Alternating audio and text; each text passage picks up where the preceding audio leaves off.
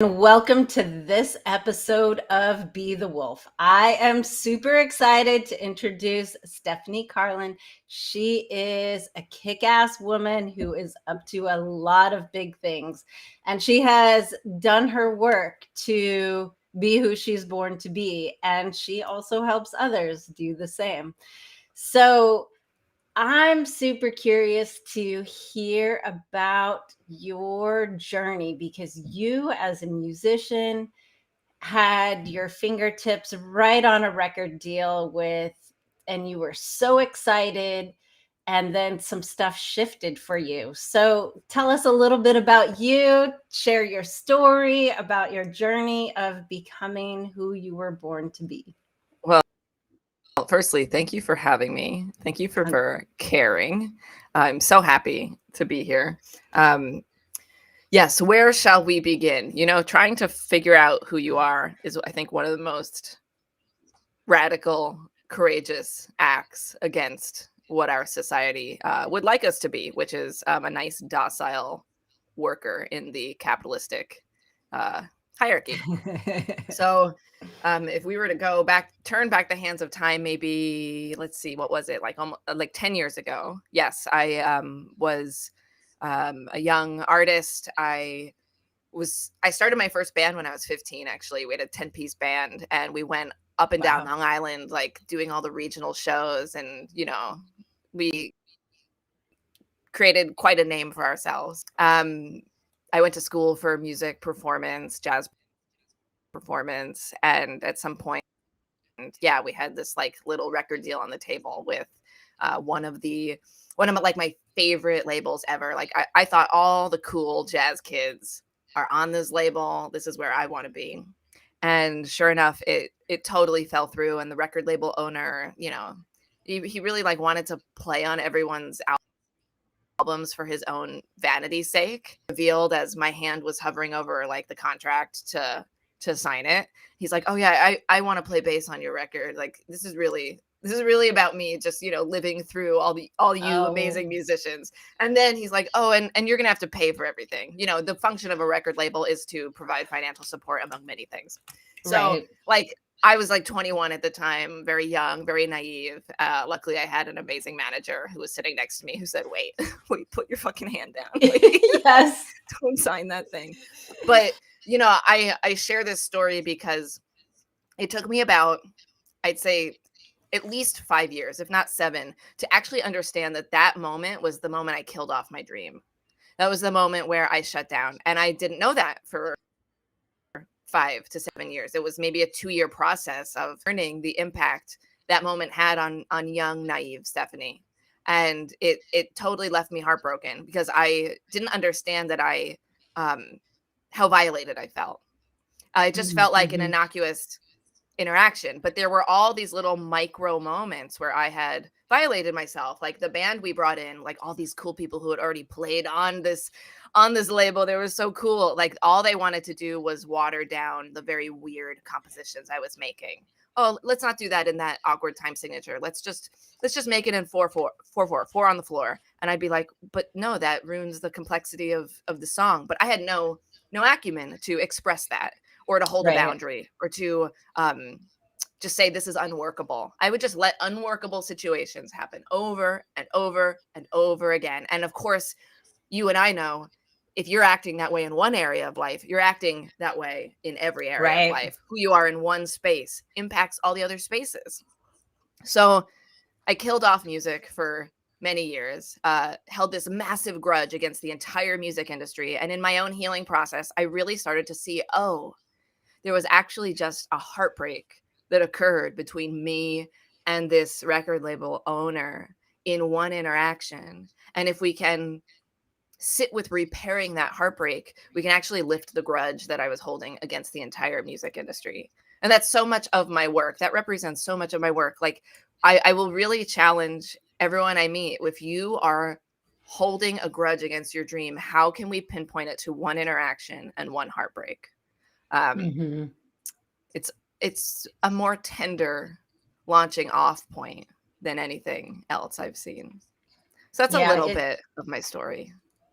I mean, that grudge point, it's a moment that we decide that we believe something that, and it changes the trajectory. There is such power in recognizing the moment of when a belief is formed or a judgment or a grudge. Yeah. It's toxic. Yeah. And it's super powerful too to recognize the emotions that were going on during that time because, as you know, emotions feed so much of our decisions. Yeah, I can't even say that I was aware of my emotions at the time. You know, whenever I go on a date, Yeah. I let the date know, like, listen, I'm gonna need at least 1 day to understand how I feel about you. Maybe even 2 days. I'm gonna need some time to process this date. So it's gonna look like we're having a great time, but I'm gonna let you know the honest truth in a couple days after I've integrated this date. Right? You know how many fucking failures had to happen for me to like be able to be in communication in that Right. way with a blind date, with an online date? Yeah. I need so much time to integrate. It really took those 5 years of being numb, unconscious, unaware, just, like, holding that grudge somewhere, and then when I was looking at, "Why did I kill off my dream? Why am I not doing what I'm supposed to be doing on this planet? I know I'm supposed to be making music." Then the emotions started to ignite themselves, but I was Right. extremely numbed out for those 5 years around it. I just thought I was right about how much the music Right. industry sucked. Well, and I think that's what we unconsciously do is we have all these emotions. They happen so quick and so fast, and none of us are taught to actually deal with, recognize our emotions. I mean, I'm sure there are a few people out there, but the majority of people, at least in this country, are not taught to be emotionally aware. And we react from an emotional standpoint so fast and so quick that we don't even know that that's what's driving a lot of our decisions and a lot of our moves. Yeah, it's why I really think this is like the live. Like, even with all the insanity, all the chaos, um, all the trauma that's blasted at us every fucking second, there is no greater time to be alive because of the awareness that we are gifted in this part of humanity. It's Yeah. extraordinary that we get to be on widespread platforms learning about how to process trauma, how to transmute emotion. Been no time in history where this information is as accessible as it is now. It's so amazing to me. It is, it's so true. And the thing that I've also find so interesting is underneath it all, there has to be a drive within yourself to want to really step into your fullest expression of yourself because with so much information at our fingertips, you can find something out there to prove to you that you believe whatever you choose that you want to believe. So there's so much information accessible to us and so much healing that is at our fingertips. And also, if you're unwilling to actually really look at yourself and strive to be who you're really born to be, that you can find something to explain everything away and not face any of it. So true. And you're like putting words to why I love spending so much time alone and by myself. I spend a lot of time by myself. And I love it. Most of the time, I love it. But Yeah. to absorb all the programming, all the brainwashing, all the downloads, all the spells, whatever word you want to use. There's so much being blasted at every moment. And every moment my brain is sifting like what is truth, what is not truth, what is truth, what is not truth. And then I close off that fucking phone, I turn off the computer and have to like do clearings on myself, energy clearings to return back to, okay, what is my pure intent on this planet? What am I doing here? Because yes, everybody wants my attention on what they think is the truth. Right. is some dangerous shit, even if it is the best time to be alive.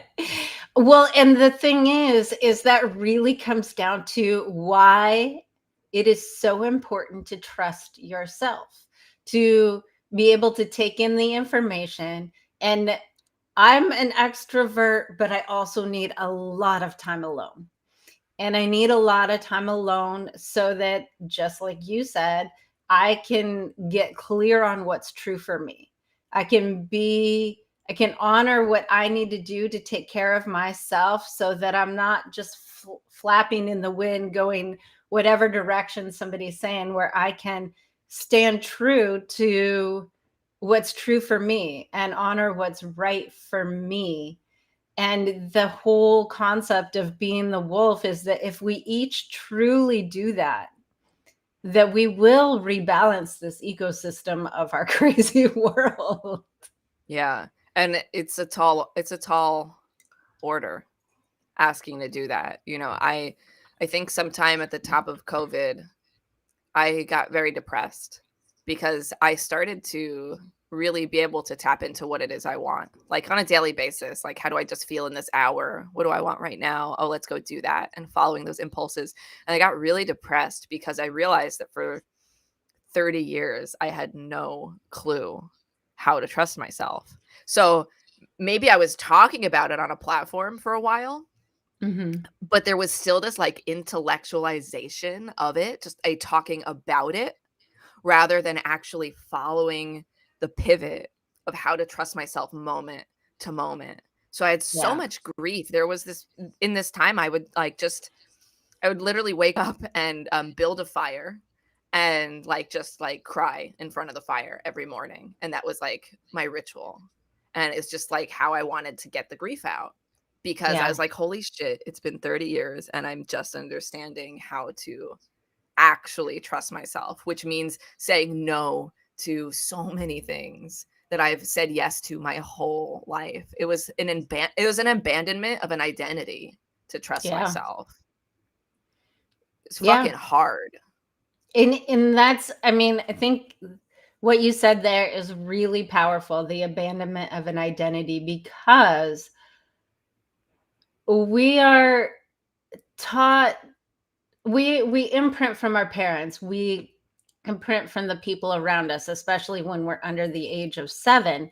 And so we're just sponging up whatever they have done, whatever they think should be done, and we don't yet know how to think for ourselves. So we have all of this baseline underlying programming, and there's identity that goes with that. Like, am I a good daughter? And so if I'm a good daughter, I need to do these certain things that will make my parents happy or make society happy, whatever it might be. And letting go of the identity of who you thought you were supposed to be, who you thought you should be, is one of the most difficult things for people to really let go of. But it's so worth the work, because when you get to that place where you can let go of what you thought you were supposed to be and tap into what's really true and right for you, everything that you really want starts to open up. Yeah. But like that also might require a divorce. True. And it might require blowing your life the fuck up. Yeah. Maybe not for everyone. What was it like for you? Was there like a pivotal moment of life destruction where you were like, I'm moving from an untruth to a truth right now? I think, I mean, I did the do what you're supposed to do. I was an artist for a long time, but I also bartended because I didn't want to, sell out, and I wanted to keep true to myself, but I was really too scared deep underneath to actually really put myself out there and go for it. So I had all of these fears and all of these things. So I hid behind my regular job, and I never really fully put myself out there. And honestly, wanting to be successful in art for me was about changing the way people thought and saw the world and think, and shifting their perspectives. So, I'm doing the same thing, just a different way. But I was so scared to really put anything out there that really would do that, because I was just scared of what people would think. I thought they wouldn't love me. And for me personally, the baseline level of needing to be loved was about survival, because in my childhood, it was unsafe. And I thought I needed to be loved, which we do when we're little, in order to be safe, to survive, right? If our parents don't love us, they'll throw us out, and then what are the odds that we'll survive? So much of my actions were driven through that. And I think it was 2010 was one of my pivotal moments. And I always had like big dreams and wanted to really affect the world, but I wasn't doing any of it. And I had organized my life around social circles and friends and being loved and being this kind of having this certain kind of attention and validation. And I came home and I was like, okay, I have to change everything about my life if I want to do what I'm really meant to do. And so I just started to dismantle the things one by one. I didn't blow everything up all at once. I just did this event that I organized for the last time, and then this one that I always organized for the last time, and then I moved to New York, which is where I always wanted to be. So it was, for me, it was dismantling piece by piece and healing piece by piece and stepping further and further and deeper and deeper. And finally, at one point, it just kind of unraveled, and I was like, oh, that's who I am. Mm. That's who she is. That's really cool. And what I hear in that is like you got to touch your pure intent, like your true spiritual mission, if you will, on this planet. And you were using your art as a medium and a mechanism to do that, provide transformation on this planet. And once you unwound that intent from the medium, you could bring that intent to new mediums and still feel like you were fulfilling a legacy, fulfilling a purpose. And that's really special. Well, and I think our purpose, I think everybody is fulfilling their purpose. At some point, there's those magic moments where you have that flow, like something bigger than you is moving through you, whether it's joy or God or spirit or whatever it might be. Something bigger is moving through you, and you just feel in flow. And I think we all have that, whether our careers are totally dedicated towards that. But those moments, I think, give you clues to when you're really fulfilling your purpose. So I fulfilled my purpose when I was bartending, and I would have conversations. I fulfilled my purpose in many different ways. And now I've really focused on the way to fulfill my purpose at a much bigger scale, and more direct scale, really, than everything else. Because I've so much, even for me, the art was wanting to be seen, but still hiding behind something. Like, I remember writing when I was young. Like, I wrote poetry. I would not journal write because I didn't want anyone to really know. It was all about trying to get it out without actually letting anyone see. So there was that not trusting myself, and that untruth, and hiding. So I actually used do you think art that to ever goes hide. away? Do you ever think that feeling goes away? Like permanently? I don't know if that feeling ever goes away. I mean, every time I share something, I feel a humiliation. That's like my go-to feeling. A humiliation around being seen. Now that humiliation's gotten a lot quieter. It hangs out in the back. background. It doesn't dictate my anymore, but like I can always tell I'm on to telling the truth about something and sharing myself if I feel humiliation. It's like, okay, good. We're going to go Ah, towards that because you feel this humiliation. That's what you need to share today. right. Because there's some fear in it. There's some scariness in it. I've I don't know if it fully goes away because I think people that are really living their truth and really trusting themselves, in order to do that, you always have to keep stepping through and out of your comfort zone. So, what was scary to me in the past is like a piece of cake. I don't even think about it. And where I know that growth edge is that it feels a little uncomfortable. And for me, I don't know what exactly the feeling. It's just like it's this edge of excitement and what if with a little like sprinkle of fear. Yeah. You know what you're reminding me of? Like 2 years ago, I could not even turn on a camera and do a live stream.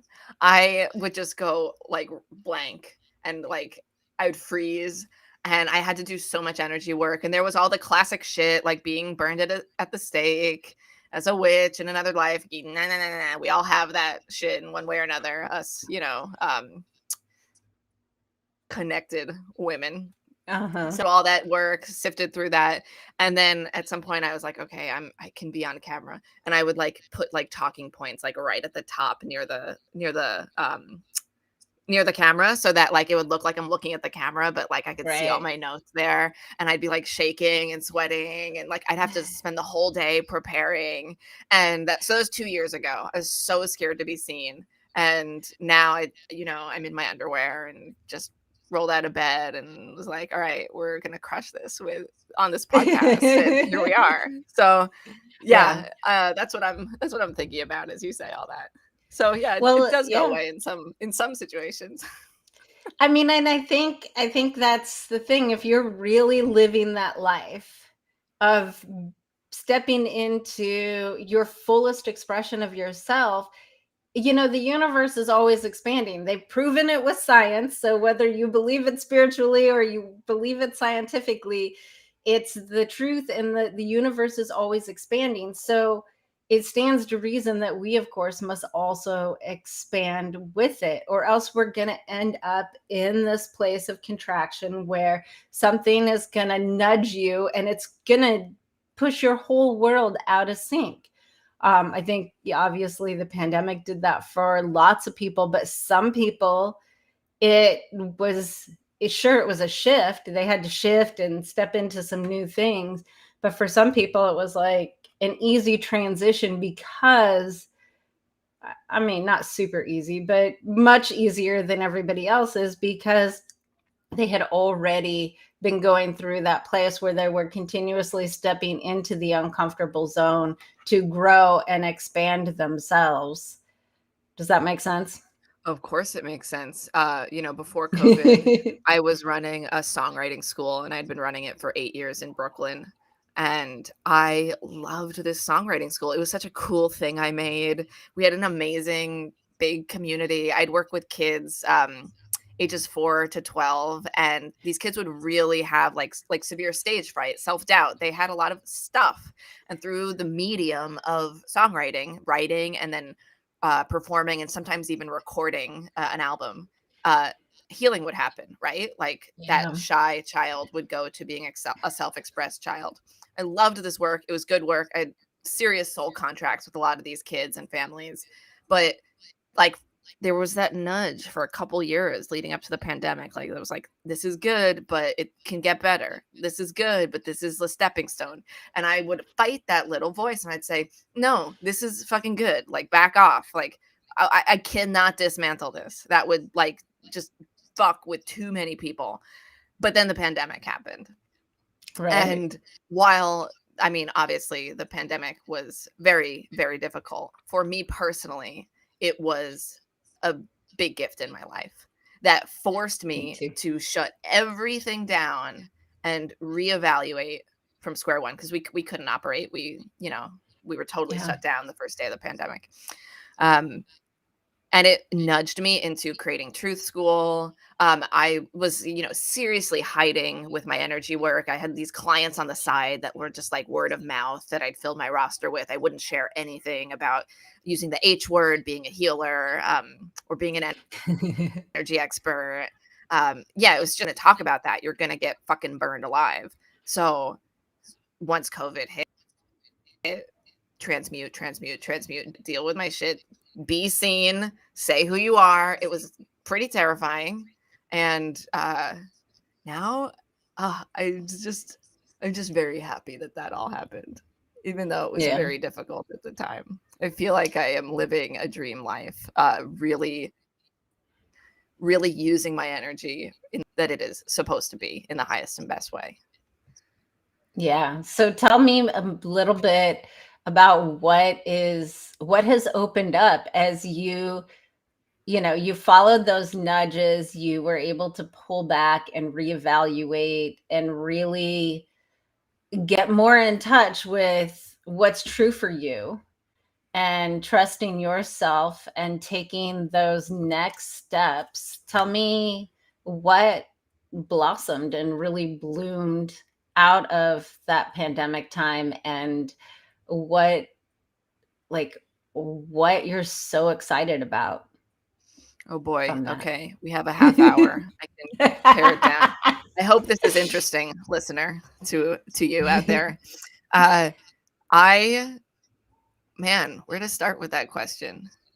I really get a lot of joy with working with a small amount of people over a long period of time. I think there's Mm, an intimacy that happens, and I think everyone needs a mentor or a coach or a role model, and that is a like ethically non-monogamous industry. Like, you should have many coaches and mentors. And in Truth totally. School, I love working with people over deep, long periods of time. We have a small group that comes together for long periods of time. And it's like one half deep energy work, the other half very practical business coaching.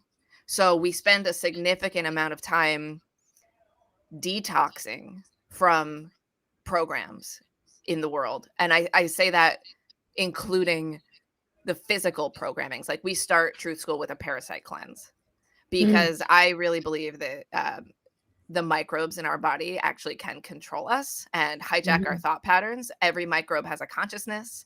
And in fact, certain microbes have specific consciousnesses, like procrastination, self criticism.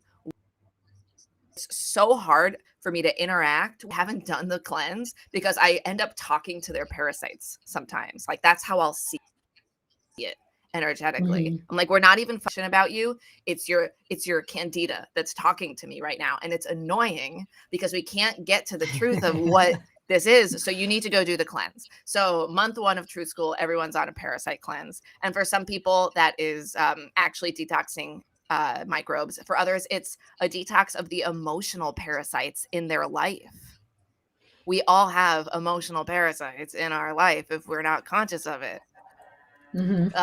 And maybe it's your spouse, maybe it's your mother, maybe it's your coworker, maybe it's your boss, right? For everyone, it is different, but we have energetic parasites. And at the very least, we need to become aware of how these people who are courted to us drain our energy, because these Mhm. are the things we don't want to look at that are keeping us from our pure intent, that are keeping us from our spiritual mission, that are keeping us from actually just understanding on that daily basis, who the fuck am I? What do I want to create? What am I doing here? And then we start piercing them even deeper, specifically through oaths, vows, and obligations that we've either consciously or unconsciously made with these. Sometimes the energetic parasites, sometimes they're just people in our lives, sometimes it's with God. I never knew I had a fucking grudge against God until I did my first energy practitioner workshop where I became a practitioner for the first time, I thought I was fine with God. All of a sudden, I'm in the quantum field in a theta brainwave state, and I start to see this massive grudge I have against God. And it had to do with how I didn't have a music career. But I was supposed to be here to have a music career. I believe in that shit. I believe in past lives. I believe in all that stuff. So that's like the first 6 weeks of Truth School is untethering, getting the tools to untether, uncord, and really come back to who the fuck am I when I am really clear and clean in my field, understanding who I am. We start to craft some offers. I encourage one offer a year that is anchored in your soul's purpose, anchored in why you think you're here, anchored in forwarding your legacy, whatever you want to use. And then we monetize it over the following several months of Truth School. And we learn how to speak about it authentically with the camera on, with the light on, not just in the hushed tones, Right. I am there's no better person to deal with that shit than me, because like I just said, I was totally terrified of sharing my stuff, and I didn't for a long time. And now you can't run from my face on TikTok, yapping your ear off about stuff. So that's I could go on, but that's a very high level overview of Truth School. And I'm not saying that to pitch Truth School here at all. It's just there's no other way to describe the work other than to go through this curriculum. I think I channeled the curriculum. I look at the curriculum, I'll open it up and be like, what are we teaching today? And I'm like, holy shit, this is so cool. I can't believe I got to just channel this and be a vessel for it. I learned so much every time I lead Truth School. It's quite a amazing journey. Yeah, I love that. And that I think so many of us that do work that help people to live their truth and trust themselves, there's a piece of our own journey that has come through the work that we do through other people. What are the things that worked for us? And if we're incredibly curious, then we get to keep diving into all of these different things. And at some point, it starts to coalesce into this form of how it will best work for people. And so I feel that in my own work, and I see that in the way you describe Truth School as well, is that there's these layers of these things need to happen first for you to have the most expansion at the next level and the next level. And I think a lot of people out there don't put that kind of thought into how it all works together and how to really layer it in to create the biggest, most profound effects in your life. So I really commend the way that it came to you and the process of the layering to reach the maximum results. Well, I'm also told that this could just be my mental illness, which is my mental illness is being a Cancer moon and a Scorpio rising, which is a pretty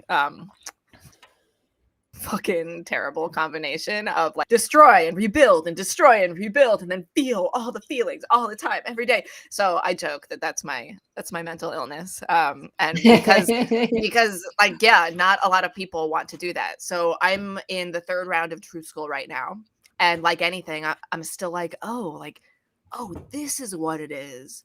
Oh, we're gonna rebuild it again. Oh, I'm really seeing what it is after running it 2 times. And I can still see how much imprinting is there from my influences, even though this was this amazing channeled body of work. I still see my business coach's imprint in it. And now I'm oh, now that I know what it is, I can lift her imprint off it. I can remove these little pieces where I was just emulating her and emulating this mentor over here and emulating that thought over here and using the jargon from this spiritual community over there. So now that I'm in the 3rd round, it's really a restructure and a rebirth, because I'm pulling all this jargon that is not actually in my truth, but I was just using as goalposts. And now it's really an art project of Stephanie's expression of this journey. And now, the few of you who vibe with it, it'll really be like a authenticity that is Right. not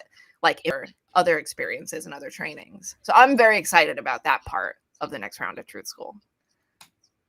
And that's one of the things I've discovered in my own work and in general. And I think this happens for a lot of people that have been doing this kind of work for a long period of time. It's like you go through these trainings and you learn these things and you put it out into practice and you model and you emulate your mentors and you do what they did.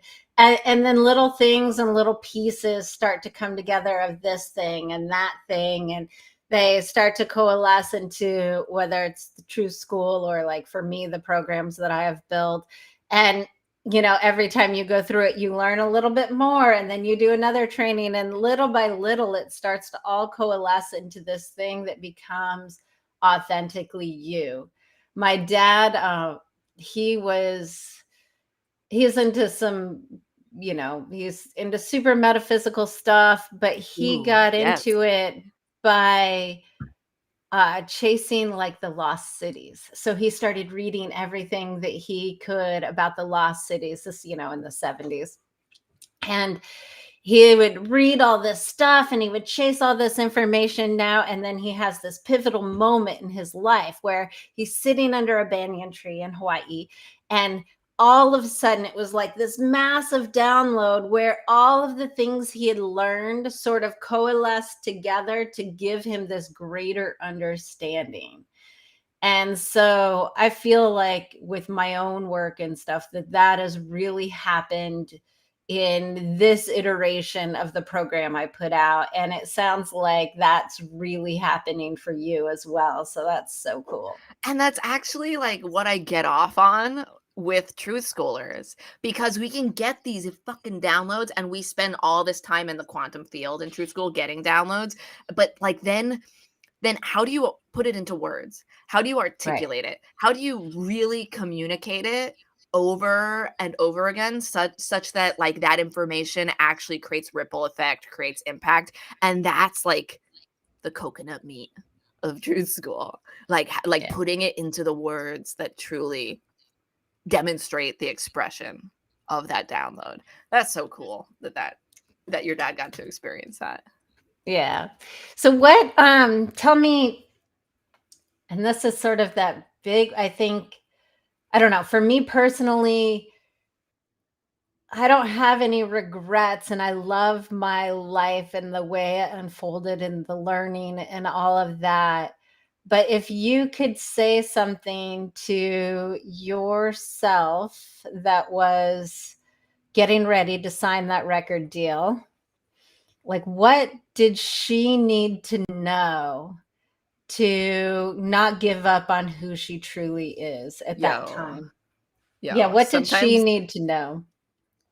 Sometimes I think about her and I'm like, be so intimidated by you. She would be like, what? You became what? You got to do what? You look like what? She wouldn't really understand the words of wisdom, I want to say. But what I'd say is like, what do you this? You're looking at all these people like they are the authority. But don't worry, because you're going to become the authority. There's going to be a time where you're going to be so indifferent about whether you have this record label deal. And I know you think having a label deal is like what you need to do, but soon there are going to be no gatekeepers and you are going to create the entire empire on your own. They're going to come running after you, babe. Don't even worry about this. I think that's what I'd tell her. And she'd be like, you're full of shit. I think what I really hear in that, and I think resonates so much for so many people, is you think this is what you need to do to have this. Like she thought she needed to have the record deal to have and the music career and make the music and make that stuff from her heart. And you hear about artists that sacrifice their artistic vision because they know if they can just make it big enough that they'll eventually get to do what they want to do. And that's one route. I don't have any judgment on that. because they're still looking towards, be where's that place where they get to be who they're going to be. Because I mean, it is scary to really carve your own path. I mean, let's get really granular for a minute. Honestly, the biggest growing pain was hiring my VA firm. Hire a VA firm is like a virtual assistant team.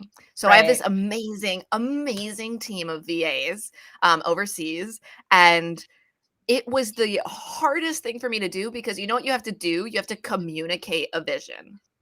And so Mm, I've got this B is my amazing VA over in the Philippines, and she has a team underneath her. So she's like the master VA and or mistress VA, and has all these other people working under her that she delegates tasks to. And basically, I run my whole company through this amazing team.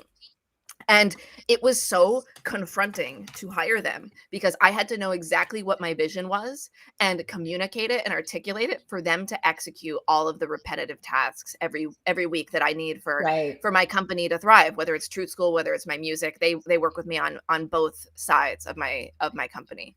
And it took like 3 to 5 months for me to actually understand how to articulate my vision to them, and it's still really scary. I still procrastinate sending them tasks because I'm like, I don't even know how this workflow works yet. I don't even know what my vision is yet." And so I'm speaking to your point here. Like, we think, "Oh, if we just had this, then, like, everything would work. Oh, if I just had the record deal, everything would work." But, like, that's such an untruth because I had no clue how to articulate my own vision. I had no clue what I wanted. So Right. then it becomes like a riptide just washing over you as other people dominate the space because I would have had no capacity to express a vision. I still am fumbling and working every day to make sure I'm staying on a vision and articulating it in the highest and best way. It's such a skill and a muscle. So if anyone's listening who, you have a large base of entrepreneurs who listen, artists who listen, like, just start with that. Start with getting the support that you like have been procrastinating on getting because it forced me to actually articulate Yeah. my vision. And that was hard. And I was just so grateful for it. And it's a very inexpensive way to push yourself into that zone. Yeah. And it's one of the things that I really hear about this, and people struggle so much, is understanding what you want. Like, you have this like, oh, I want to have $1 million, or I want to have a big house, and blah, blah, blah, all this stuff. And most of the things that people say they want, for them, for what's really underneath that, is about getting out of pain. I want to have $1 million so that I don't have to suffer anymore. I want to have this so that I don't have to blah, blah, blah. But what really, if you can figure out, this is one of the things I do on my first calls with people. It's like, what do you want? And people are like, I don't want to feel blah, blah, blah anymore. I don't want blah, blah, blah.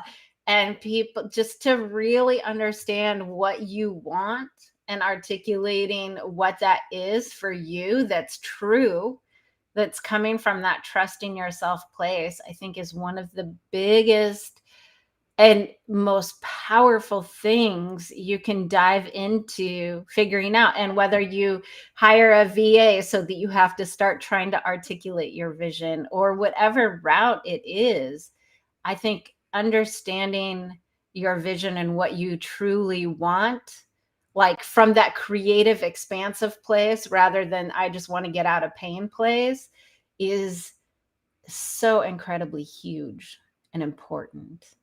It is huge, and man, pain is real, isn't it? Like, sometimes I'll have these magical days where I forget about the pain of the world because, I'm feeling clear or grounded or whatever. And then that pain comes back in, and that shit is debilitating.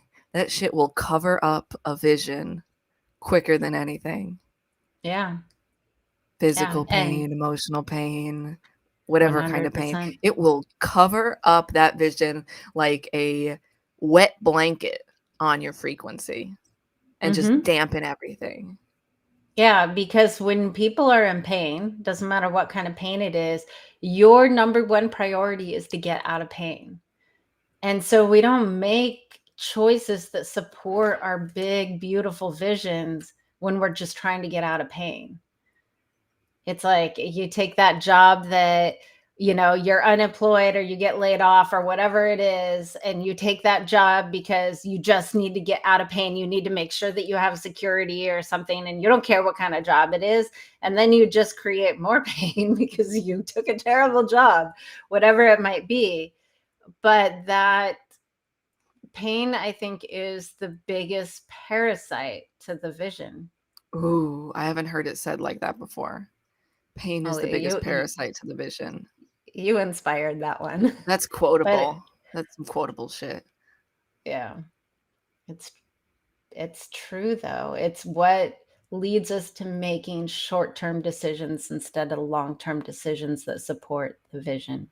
That's really cool. I really haven't thought about it that way. I haven't thought about like that's actually what those first couple months of truth school are now that I'm thinking about it. It's the Yeah. get out of pain part. And I never ever thought of it like that. Yeah. But that is what our emotional parasites and our physical parasites do to us. They create so much pain. They create the lethargy, they create the brain fog, they create, oh, I'm tired. Oh, I'm just so tired. And that chronic fatigue that we feel day to day, Mhm. which is really just like a diminishment of life force. Right. Yeah, and it's whether it's the parasites in your body or this emotional parasite that drives you to go, go, go, go, go and not listen to the fact that Mm, you need to rest sometimes.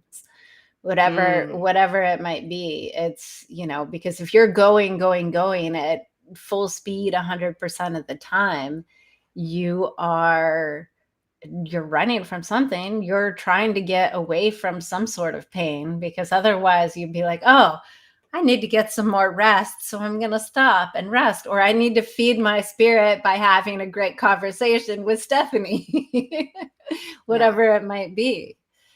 yeah. So I'm thinking about you, those people in yeah, my life right now. That's why I'm quiet. I'm thinking about yeah, those people that run and run. yeah. Yeah. I mean, I 100% Yes. used to be that person. Reformed for sure. Yes. So you have a new thing that you announced recently that is leaning into trusting yourself and living what's true for you. And it's about some collaboration sort of thing. You want to tell us about this new thing that you have going on? I announced this 15 minutes before we got on this live stream, and I pressed the publish button on it 2 minutes before we went live. So yes, it's quite new. Um, oh, okay. Compose yourself, Tiffany. Let's talk about this succinctly. My writing partner and I have been making music for a very long time, for 9 years. And we made a lot of music before COVID. And it was really our first time writing and recording together. So, this rhythm of doing these 10-day sprees where, we'd clear our calendars and we'd travel and go write scratch.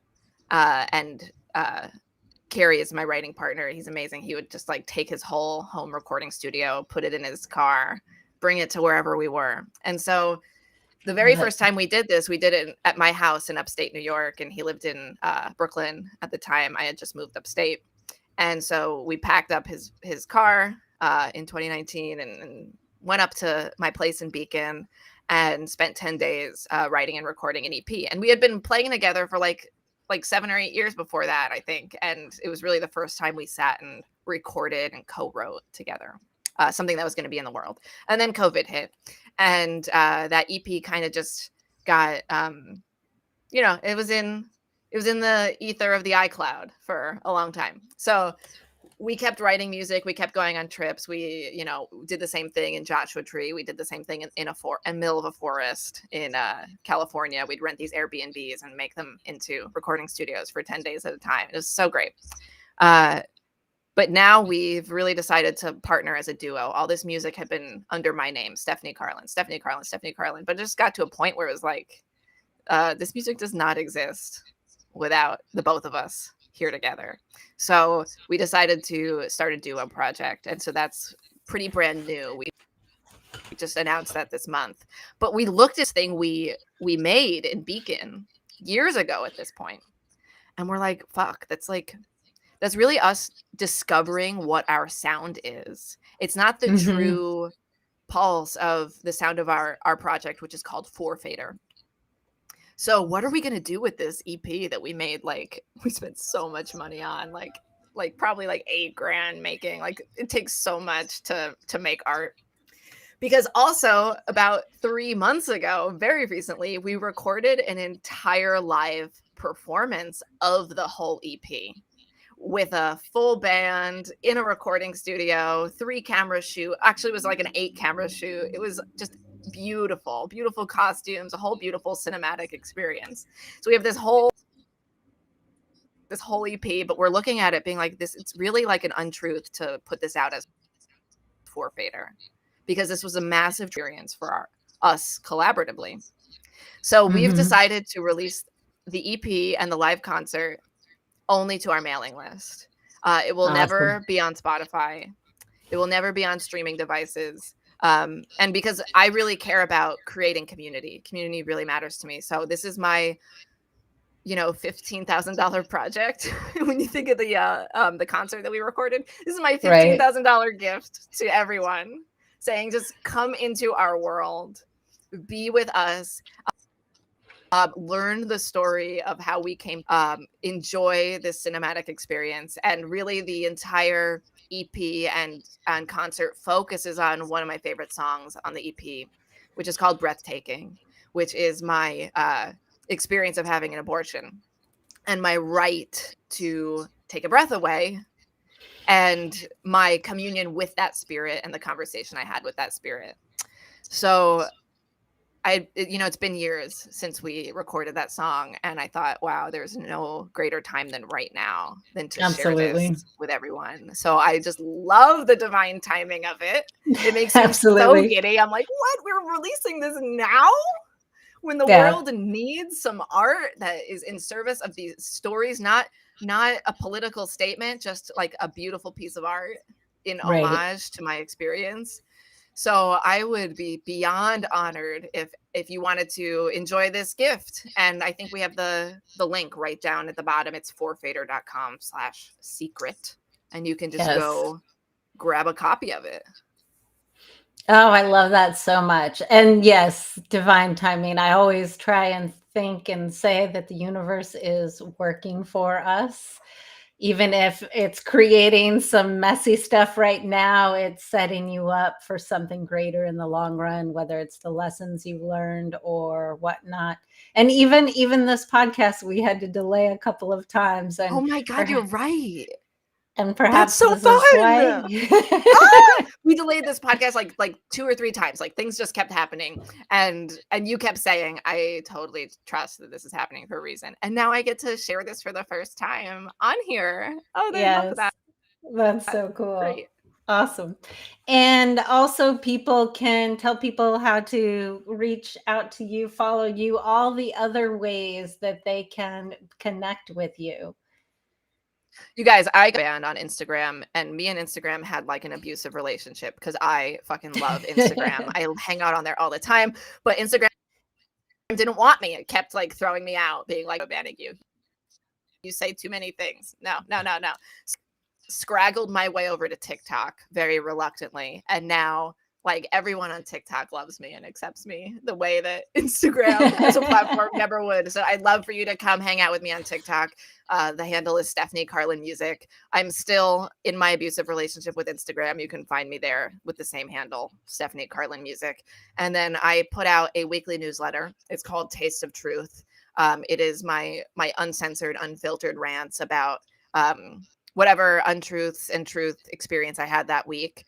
People usually love it because it's extremely unfiltered. So you can come join at stephaniecarlin.com/TOT, or just, hop on the Truth School wait list. And that link is below too, stephaniecarlin.com/wait-list. Awesome. Whew, Awesome. that's a lot of handles. All the things. Everybody wants to have access to all of the things. All the things. So what else would you leave our audience with? What's one piece of advice when it comes to trusting yourself that you would like to leave everybody with? Yeah, I'd like for you to think about one situation or one thing where you feel like you might be violating yourself or inside a self betrayal. And just take a look and see if it's corded to one of these four things. Is it corded to a resentment? Is it corded to a rejection? Is it corded to a regret? To feeling some sort of revenge? That one's the underdog, but sometimes it's there. Because I really believe we can root back in any violation to one of those 4 R's, and to pinpoint it, acknowledge it, be committed to healing one of those 4 R's is, in my opinion, total freedom. Yeah. Yeah, That's what I would leave you with. Yeah, I definitely know that our self-doubt and our self-worth is so much tied to those little betrayals. And I think in my first introduction to Be the Wolf, I talk about those little betrayals of where you stop being exactly who you are born to be. This has been so awesome. I know that we could go on for hours, but we'll contain it in a container because boundaries are good. Thank you so much for having me. This has been such a delightful conversation. Awesome.